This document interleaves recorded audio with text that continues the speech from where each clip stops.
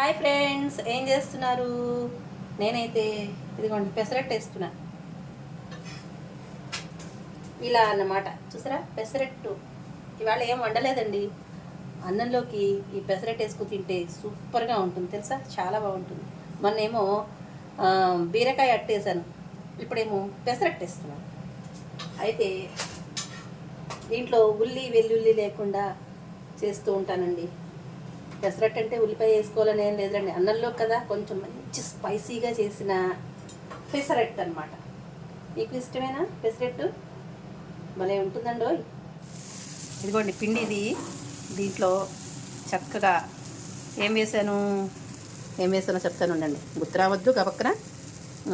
అంటే నేను కాన్సన్ట్రేషన్ మొత్తం ఈ రౌండ్గా తిప్పేదానిలో ఉందన్నమాట, అందుకని గబక్కన గుర్తు రాదు కదా, తిప్పేశాక చెప్తానే. ఇదనమాట, ఇప్పుడు చెప్తాను చూడండి. అల్లం, పచ్చిమిరపకాయలు, తర్వాత కొన్ని ఎండుమిరపకాయలు, జీలకర్ర, ఇంగువ ఇవన్నీ ఇందులో వేసేసి పెసలు వేసేసి చక్కగా ఇలా రుబ్బేసేసుకుని పెట్టుకున్నాను అనమాట. ఉప్పు కూడా వేసుకోవాలండి. ఉప్పు వేసిన తర్వాత ఇలా రుబ్బేసుకుని పెట్టేసుకోండి చక్కగాను. ఇలా అట్టు వేసేసుకోండి. అట్టు కాలిన తర్వాత తిరిగేసుకుంటే అద్దరిపోతుంది అనమాట. అన్నంలోకి సూపరు.